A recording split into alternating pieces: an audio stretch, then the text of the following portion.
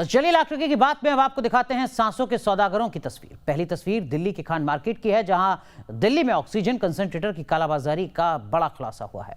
दूसरी तस्वीर पंजाब के लुधियाना की है, जहां से सांसों के सौदागरों को गिरफ्तार किया गया है। तीसरी तस्वीर है उत्तर प्रदेश के अलीगढ़ की। अलीगढ़ में ऑक्सीजन प्लांट में जिन लोगों पर डिस्ट्रीब्यूशन की जिम्मेदारी थी वही कालाबाजारी कर रहे थे। मध्य प्रदेश के उज्जैन से रेमडेसिविर इंजेक्शन की कालाबाजारी का पर्दाफाश हुआ है। यहां के एक निजी अस्पताल में 2 नर्स को कालाबाजारी के आरोप में पकड़ा गया है। साथ ही साथ पटना में भी रेमडेसिविर की कालाबाजारी का पर्दाफाश हुआ है। तो देश के अलग अलग हिस्से यूपी, पंजाब, दिल्ली, मध्य प्रदेश, बिहार और हर जगह सांसों के सौदागर जो कालाबाजारी कर रहे हैं, तब जबकि लोगों की जिंदगी पर बड़ा सवाल है। लेकिन अब ये पुलिस के शिकंजे में हैं और लगातार मुश्किलें बढ़ने वाली हैं आने वाले वक्त। अब बात देश की राजधानी दिल्ली की, जहां लगातार ऑक्सीजन की किल्लत हो रही है। दवाइयों की स्टॉक की कमी है, सिर्फ दिल्ली नहीं बल्कि देश के अलग अलग हिस्सों में। लेकिन आपदा की इस स्थिति में भी चंद लालची लोग लोगों की मजबूरियों का फायदा उठा रहे हैं। ये मुनाफाखोर ऑक्सीजन समेत रेमडेसिविर इंजेक्शन समेत कई दवाइयों की कालाबाजारी कर रहे हैं और पुलिस भी लगातार इन सांसों के सौदागरों से निपट रही है।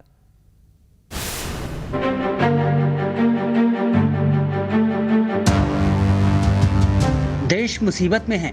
कोरोना का कहर इतना विकराल है कि दिल्ली से लेकर पटना और जबलपुर तक सांसों का संकट है। लेकिन इस आपदा में भी कुछ जमाखोर अवसर खोज रहे हैं। ये सांसों का सौदा कर रहे हैं, ये जिंदगी की काला बाजारी कर रहे हैं और कर रहे हैं इंसानियत तक को शर्मसार।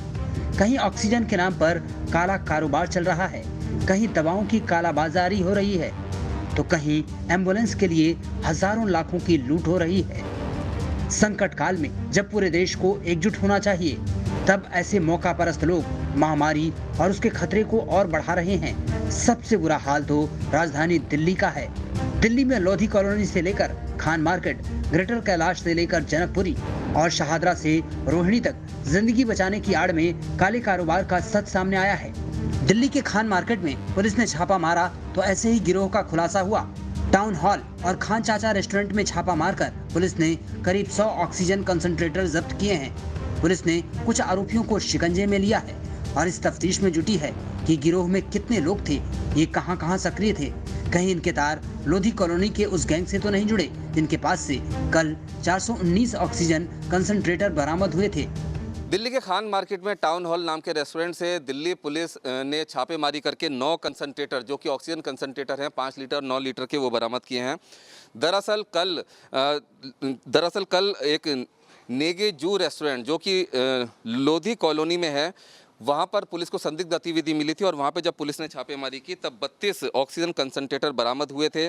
बताया गया कि ये ऑक्सीजन कंसंट्रेटर नवीन कालिया जो बार ओनर हैं उसने रखे हैं। वहाँ से 4 लोगों को गिरफ्तार किया गया था, जिससे पूछताछ के बाद फिर मंडी गांव से 387 ऑक्सीजन कंसंट्रेटर और बरामद हुए। मतलब कल टोटल मिला के 419 ऑक्सीजन कंसंट्रेटर दिल्ली पुलिस ने बरामद किए थे।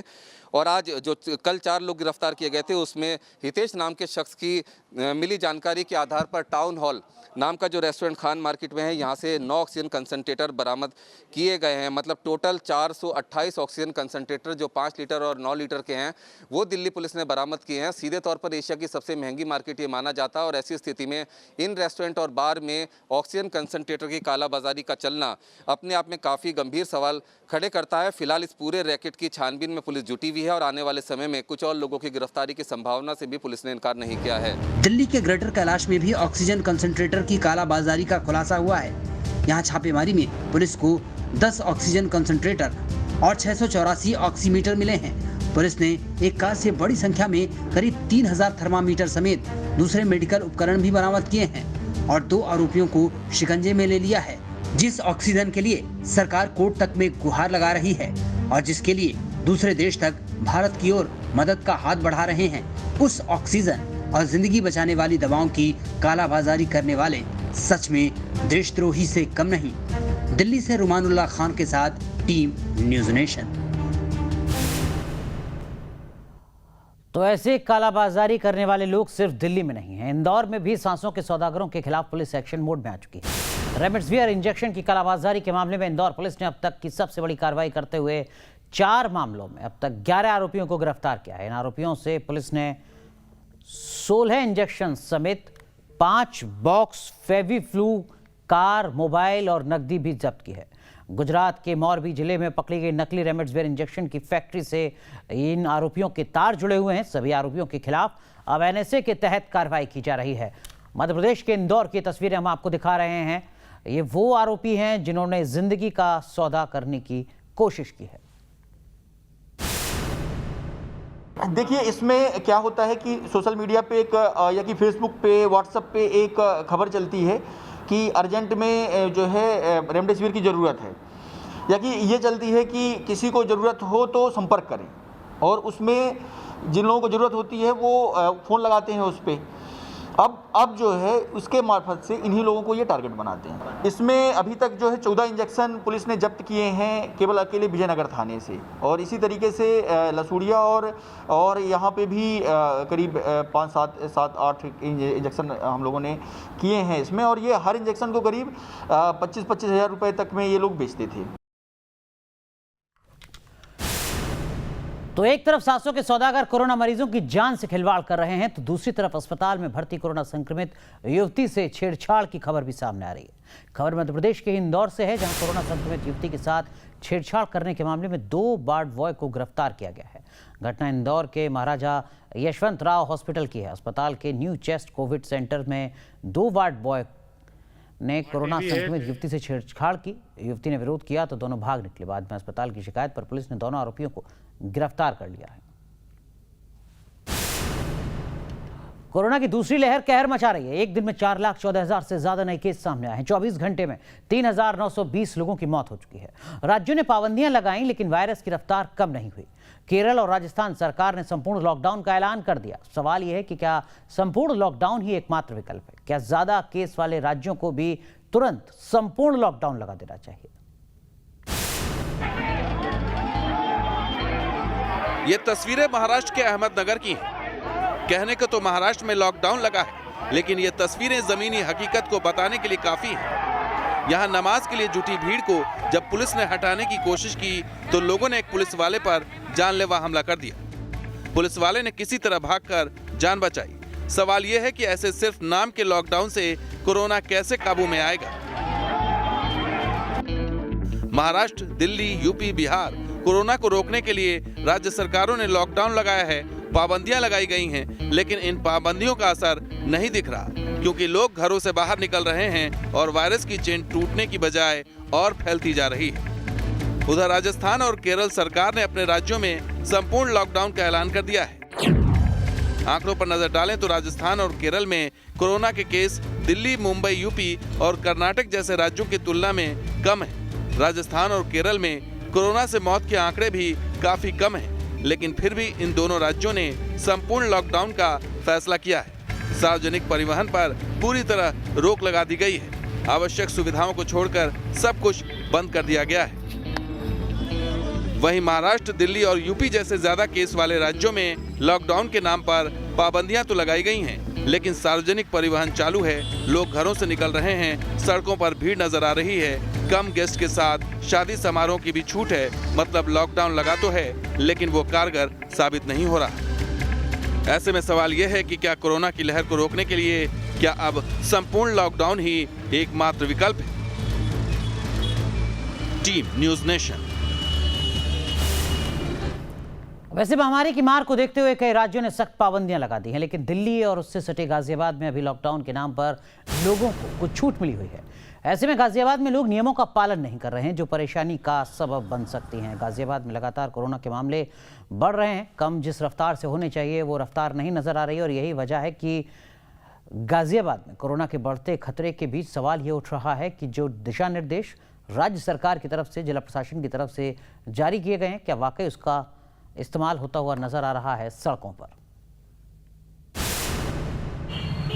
कोरोना संक्रमण की चेन को रोकने के लिए सरकार ने लॉकडाउन लगाया, उसकी अवधि को भी बढ़ा दिया, लेकिन लॉकडाउन का कितना असर दिख रहा है ये आपको हम बताते हैं। गाजियाबाद के पुराने बस स्टैंड चौराहे पर इस समय हम मौजूद हैं और तस्वीरें आप देखेंगे तो देखकर लग नहीं रहा कि लॉकडाउन है। ई रिक्शा के अंदर भी सवारियां 5-5 जा रही हैं बैठकर। पैदल चलते हुए लोग भी आपको यहाँ दिखाई दे जाएंगे, ऑटो भी आपको चलते दिखाई देंगे, गाड़ियाँ भी और 2 व्हीलर वाहन भी। जो रिक्शा चालक हैं वो भी यहाँ बैठे हुए आपको दिखाई दे जाएंगे। तो कुल मिलाकर बात करें, लॉकडाउन तो लगाया गया है लेकिन लोग उसका पालन करने के लिए तैयार नहीं हैं। कुछ इस तरह की तस्वीरें गाज़ियाबाद में दिखाई दे रही हैं। यही वजह है कि जो कोरोना संक्रमण के मामले हैं गाज़ियाबाद में तेज़ी के साथ बढ़ रहे हैं। बीते 24 घंटे की बात करें तो गाज़ियाबाद में 953 नए मामले सामने आए हैं। 15 लोगों की मौत भी कोरोना संक्रमण की वजह से हुई है। उसके बाद भी लोग समझ नहीं रहे हैं और उसकी वजह ये है जो तस्वीरें हम आपको दिखा रहे हैं। लॉकडाउन लगा हुआ है, लोग फिर भी अपने घरों से बाहर निकल रहे हैं। सभी को ये कहा गया था, सभी से लगातार ये अपील की जा रही थी, बेहद ज़रूरी काम हो तभी आप अपने घरों से बाहर निकलें। लेकिन तस्वीरें देखकर ऐसा लग ही नहीं रहा। बेवजह लोग यहाँ पर दिखाई दे रहे हैं, पैदल चलते दिखाई दे रहे हैं, घूमते नज़र आ रहे हैं। तो ऐसी तस्वीरें गाज़ियाबाद में देखने को मिल रही हैं। अगर यही तस्वीरें रहीं तो लगता नहीं कि कोरोना संक्रमण की चेन को तोड़ने के लिए जो लॉकडाउन लगाया है वो काफ़ी होगा। यानी कि संक्रमण की चेन ऐसे ही बनी रहेगी और लोगों में संक्रमण तेज़ी के साथ फैलता रहेगा। दिल्ली एनसीआर में वैसे भी मामले लगातार तेज़ी के साथ बढ़ रहे हैं। अस्पतालों में तमाम तरह की दिक्कतें आ रही हैं, ऑक्सीजन को लेकर तमाम तरह की दिक्कतें आ रही हैं। ऐसे में लोगों को खुद भी सोचना चाहिए, लॉकडाउन है तो अपने घर में रहें, ज़रूरी काम हो तभी अपने घर से बाहर निकलें, क्योंकि सरकार का साथ देंगे तभी जाकर कोरोना संक्रमण पर जीत हासिल कर पाएंगे। वीडियो जर्नलिस्ट पुनीत के साथ हिमांशु शर्मा, न्यूज़ नेशन गाज़ियाबाद। जाहिर है सब कुछ सरकारों के भरोसे नहीं छोड़ा जा सकता। कुछ जिम्मेदारी आपको भी निभानी है, हमें भी निभानी है एक जिम्मेदार नागरिक के तौर पर। गोरखपुर की बात करते हैं। जैसे जैसे कोरोना के एक्टिव केसों की संख्या कम हो रही है, सड़कों पर लोगों की लापरवाही भी बढ़ती दिख रही है। इस मिनी लॉकडाउन में जहां जिला प्रशासन हर किसी से घरों में ही रहकर कोरोना संक्रमण की चेन को तोड़ने की अपील कर रहा है, वहीं सड़कों पर उमड़ी भीड़ ये दिखा रही है कि लोगों पर प्रशासन की किसी भी अपील का कोई असर नहीं है। हमारे सहयोगी दीपक श्रीवास्तव की एक ग्राउंड रिपोर्ट देखिए। गोरखपुर में जहां एक तरफ कोरोना संक्रमण की रफ्तार कम हो रही है तो वहीं दूसरी तरफ लोगों की लापरवाहियां बढ़ रही हैं। इस मिनी लॉकडाउन में सड़कों पर पूरी तरह से लोगों को सिर्फ इमरजेंसी सेवाओं में ही निकलने की परमिशन दी गई है, लेकिन जिस तरह से सड़कों पर भीड़ नज़र आ रही है, 2 पहिया और 4 पहिया गाड़ियों का आपको रेला नज़र आएगा चौराहों पर, उससे साफ ये पता चलता है कि लोग अभी भी इस बीमारी को लेकर के उतने गंभीर नज़र नहीं आ रहे हैं। हालांकि पिछले दिनों जिस हिसाब से लॉकडाउन की शुरुआत हुई थी तो तमाम चौराहों पर पुलिस ने बैरिकेडिंग तो की थी, लेकिन सख्ती नहीं की जा रही थी, क्योंकि सभी को ये पता था कि सिर्फ वही लोग इस लॉकडाउन में निकलेंगे जो मेडिकल इमरजेंसी के लिए अपने घरों से निकलेंगे, अस्पतालों में जाएंगे। लेकिन इसका फ़ायदा तमाम लोगों ने उठाना शुरू कर दिया। सर ये बताइए, लॉकडाउन में क्यों निकलने की ज़रूरत पड़ गई आपको? मेरा भाई यहाँ भर्ती है गर्ग में। अच्छा अच्छा। तो उसी के लिए नारियल पानी लेने के लिए निकले। अच्छा, नारियल पानी लेने जा रहे हैं? हाँ। अच्छा सर, क्यों निकल रहे हैं आप लोग? सर दवा लेके आ रहे हैं भलोटिया से। दवा लेने जा रहे हैं? हाँ। तो आपके पास पेपर वगैरह तो होंगे ना? बस वो लेना, भाप लेने वाली मशीन। अच्छा हाँ, बस यही मिल रहा, हर जगह मिल नहीं रहा था। तमाम लोग जो ये बता रहे हैं कि जो मेन मंडी है दवा की, भालोटिया मार्केट, वहाँ पे ही सिर्फ दवाएं मिल रही हैं और यही कारण है कि उनको अपने घरों से निकलना पड़ रहा है। लेकिन तमाम ऐसी दुकानें हैं जो गली मोहल्लों में खुली हैं, जो मेडिकल स्टॉल लगाए गए हैं सरकार की तरफ से, वहाँ पे दवाएं तो उपलब्ध हैं, लेकिन लोग अभी भी इस मिनी लॉकडाउन की अगर हम बात करें तो इसको तोड़ रहे हैं। पुलिस बार बार सख्ती कर रही है, अपील भी कर रही है कि घरों में रहिए, सुरक्षित रहिए। वीडियो जर्नलिस्ट प्रदीप के साथ दीपक श्रीवास्तव, न्यूज़ नेशन गोरखपुर। और अब बात पट्टा की, जहां ऑक्सीजन रिफिलिंग सेंटर पर भारी भीड़ देखने को मिल रही है। हमारे सहयोगी रजनीश सिन्हा की ग्राउंड जीरो से ये रिपोर्ट देखिए। ऑक्सीजन के लिए जद्दोजहद पटना में अब भी जारी है। लोग वैसे ही परेशान हैं। ऑक्सीजन की आपूर्ति को लेकर लोगों में अब भी कसमकस की स्थिति है, यानी लोग सिलेंडर के लिए अलग अलग जो रिफिलिंग सेंटर है वहाँ पहुँच रहे हैं। आप घर पे लेकर जा रहे हैं? जी हाँ। 10 देखिए क्या है ना कि 11 बजे तक टाइमिंग है, तो अगर ये सब सुबह खुल जाता तो धूप से परेशानी नहीं होगी और आदमी को थोड़ा ये मिलेगा, राहत मिलेगा। हॉस्पिटल्स में नहीं रख रहे हैं पेशेंट? नहीं, हॉस्पिटल में थोड़ा प्रॉब्लम हो रहा है, इसलिए हम लोग घर पे ही अपना कर रहे हैं। कितने लोग संक्रमित हैं आपके? नहीं, 1 लोग हैं, वो भी ठीक हो गए हैं। देखिए, लोग खुद से सिलेंडर ले लेके अपने घर को जा रहे हैं। परेशानी ये है कि हॉस्पिटल में भी सिलेंडर की पूर्ति कहीं के नहीं हो पा रही है। प्रॉब्लम है सर कि 4:30 बजे तक खुलता है, उसके बाद हम लोग को बहुत दिक्कत होता है, क्योंकि सिलेंडर हमारे पास पर्याप्त नहीं है। तो इसको थोड़ा रिक्वेस्ट करके 4:30 के बाद भी खुलवाइए। प्राइवेट हॉस्पिटल में तो आसपास मिल जा रही हैं और स्थितियां हैं कि काफ़ी प्राइवेट हॉस्पिटलों का कॉस्टली महंगी है। मैंने आम लोगों के लिए बीमारी का इलाज कराना संभव नहीं है। असंभव है जब तक भी सरकार जो है अड़े हाथ नहीं लेगी, कोर्ट अड़े हाथ नहीं लेगी, तब तक इस रोग का निराकरण होने की संभावना है।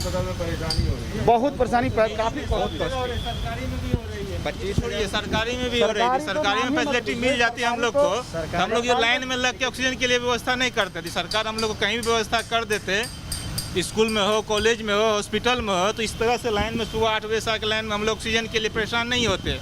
और ये देखिए लिखे हुए हैं कि 9:30 से 4:30 बजे तक मिलेगा, जबकि यहाँ 10 बजे काउंटर खोले। जिनका पैरवी यहाँ आते हैं अंदर घुस जाते हैं, ऑक्सीजन लेके चले जाते हैं। हम लोग को क्या लगता है, आपको हमें नहीं है, मरीज के पास में रहेंगे कि ऑक्सीजन के लिए भागेंगे कि पैसा व्यवस्था करेंगे।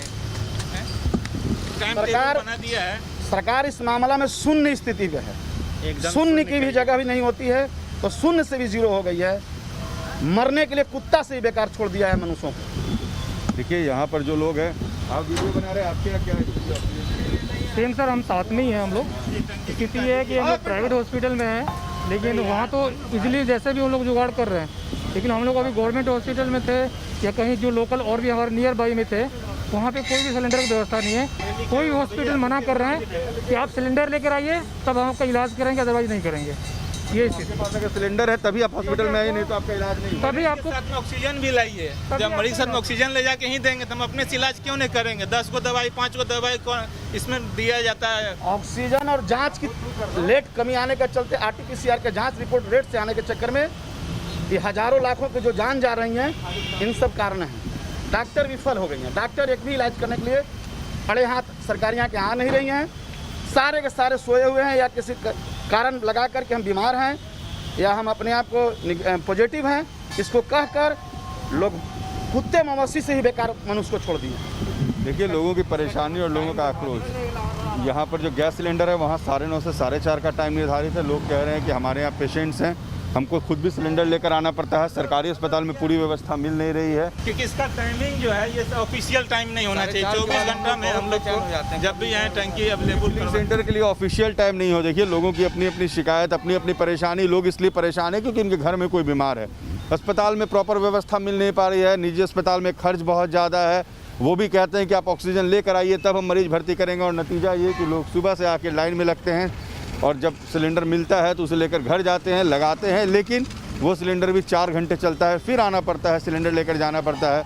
लोगों की जद्दोजहद जारी है इस बीमारी के साथ। अगर अभी इस तस्वीर को देखकर आप नहीं समझ रहे हैं तो समझिए कि कोरोना का संक्रमण किस तरीके से लोगों को परेशान कर रहा है, लोगों की जान ले रहा है। वीडियो जर्नलिस्ट सत्येंद्र के साथ रजनीश सिन्हा, न्यूज नेशन पटना। बेंगलुरु में भी वैक्सीनेशन के लिए लंबी कतारें लगी हैं। वहां के एक वैक्सीनेशन सेंटर का क्या हाल है, हमारे सहयोगी यासिर मुश्ताक की रिपोर्ट देखिए। अगर कोरोना को हराना है तो वैक्सीनेशन ज़रूर करानी है। हम इस समय मौजूद हैं बेंगलुरु के PSC के बाहर और आप देख सकते हैं यहाँ पर लोगों की लंबी कतार है। यहाँ पर पहले के मुकाबले अब लोग ज़्यादा पहुँच रहे हैं वैक्सीनेशन सेंटरों के पास और चाहते हैं कि वैक्सीन जल्द से जल्द कराएं। आप देख सकते हैं यहाँ पे कितनी लंबी लाइन लगी हुई है। सीनियर सिटीजन्स है यहाँ पर, 18 से 44 साल के बीच के जो लोग हैं वो यहाँ पर मौजूद हैं। हालांकि अगर हम बेंगलुरु की बात करें, जो महाअभियान शुरू होना था 18 से 44 साल तक के लोगों के लिए वैक्सीनेशन का, वो शुरू नहीं हुआ, लेकिन 45 साल के ज़्यादा उम्र के लोग जो है उनके लिए वैक्सीनेशन यहाँ पे चल रहा है। कुछ लोगों से भी बात करते हैं। सर क्या नाम है आपका? बालकृष्ण। सर कौन सा डोज लेने आप आए? Second dose I am taking. पहला कब लिया था सर? 4 weeks back. ओके। और किस तरह का रजिस्ट्रेशन प्रोसेस था आप सेकंड? रजिस्ट्रेशन प्रोसेस कैसा था? Not bad. क्या कहना चाहेंगे लोगों को आप? सबको वैक्सीन लेने को बोल रहा हूँ, हाँ, उसमें उदासीन नहीं करना, वैक्सीन लेना बस। गवर्नमेंट का फैसिलिटी है वो यूज करना।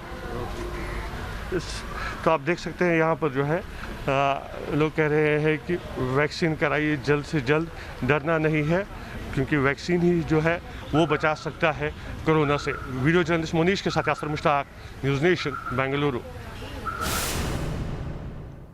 और अब बात महाराष्ट्र के अहमदनगर की, जहां भीड़ ने एक पुलिस वाले पर हमला कर दिया। धारा 144 लागू होने के बावजूद भीड़ जमा हुई, पुलिस ने रोका तो मारपीट की। 50 से 100 लोगों की भीड़ ने पुलिसकर्मी की पिटाई शुरू कर दी। पुलिसकर्मी किसी तरीके से अपनी जान बचाकर भागता है। भीड़ ने चेक पोस्ट पर भी तोड़फोड़ की है। मारपीट के आरोप में पुलिस ने अब 16 लोगों पर FIR दर्ज की है। तस्वीरें महाराष्ट्र के अहमदनगर की हैं और आप देख सकते हैं किस तरीके के हालात हैं। और ये हालात तब जबकि कोरोना का संकट है, सोशल डिस्टेंसिंग है, लॉकडाउन का ऐलान है, तमाम सख्ती हैं, उसके बाद इतनी बड़ी भीड़ इकट्ठा होती है। पुलिसकर्मी बचाने की कोशिश करता है, समझाने की कोशिश करता है, लेकिन उस अपील का कोई मतलब नहीं। उल्टा पुलिस वाला ही अपनी जान बचाकर भागने के लिए मजबूर होता है। और चलिए लाख की बात में आज के लिए बस इतना ही, लेकिन जाने से पहले वही अपील जो लगातार न्यूज़ नेशन आपसे कर रहा है। एक जिम्मेदार नागरिक के तौर पर आप अपनी भूमिका निभाइए। अगर आप कोरोना से ठीक हो चुके हैं तो आप अपनी डिटेल्स हमारे साथ साझा कीजिए, प्लाज्मा डोनेट कीजिए। 9711002266